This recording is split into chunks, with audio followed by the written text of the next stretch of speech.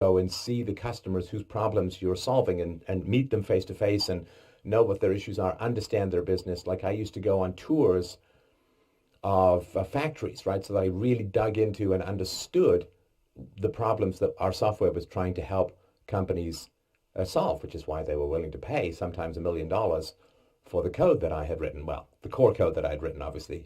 Many other people helped out with the extras, but I would go on tours of manufacturing facilities. I would go on tours of mining facilities, and you name it. I mean, I really had to understand the businesses that we were solving, and so just going out there just makes you more seasoned, makes you more understanding, and gets you those face-to-face relationships that really are the foundation of successful business partnerships. And because we weren't a sort of fire and forget but continual process of maintaining software, we needed to have good relationships. So that inability or unwillingness or lack of capacity to travel for a lot of the women was just an issue. It meant that, if you want to go travel, well, you got to go, right? And that's a challenge as well.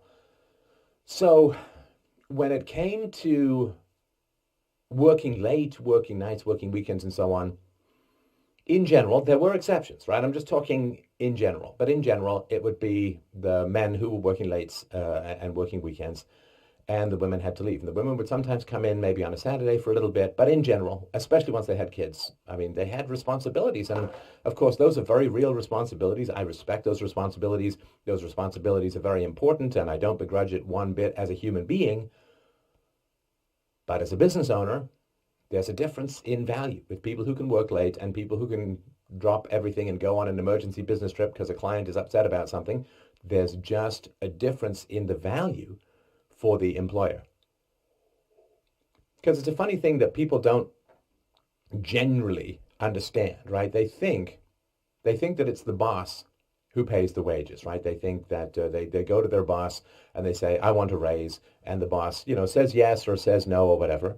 But they think that it's the boss who pays the wages. That's not the case. The boss is merely the conduit for the wages. It is the customer who pays the wages of the employee, because it's not like it doesn't come out of the boss's own pocket. He doesn't break open his piggyback or look under his couch cushions in order to give you a raise. He is passing along the value that the customer perceives you to have. Now, of course, the customer may not know you from Adam. They may not know you directly, but if you're in quality control, quality assurance, like bug whacking, then the customer's preference for no bugs is what pays your salary. And the customer's preference for you versus other people, it's, the studios don't pay Brad Pitt's salary, right? Or Chris Pratt's salary. They're paid, the salaries for those guys are paid for by the audience, right? So it's the audience who values those people. The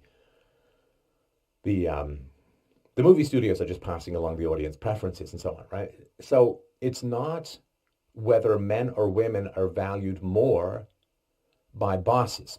It's whether men or women are valued more, on average, again, tons of exceptions, on average by customers. And that's something that's kind of tricky to understand. Now, when it comes to a young woman comes in and you hire her, and then she gets married, and then she gets pregnant, right? So in general, what you have to do is you have to let that woman go on maternity leave, and that can be, depending on where you are, I think we're around where we are, it was about a year, up to a year, that you had to hold this woman's job open, right? Now that's a challenge, right? That's a challenge. The more complicated the job, the tougher it is to keep it open while a woman is on maternity leave, right? So to take a sort of silly example, if it's a maid, right, well, can you find someone who can clean and tidy a place? It's not too complicated, and it's not hard to train that person, and it's fairly easy to get them up to speed in what it is that they need to do, right? But if it's a complicated, you're managing 4 projects with very high-level business people, and the projects are all complicated and so on,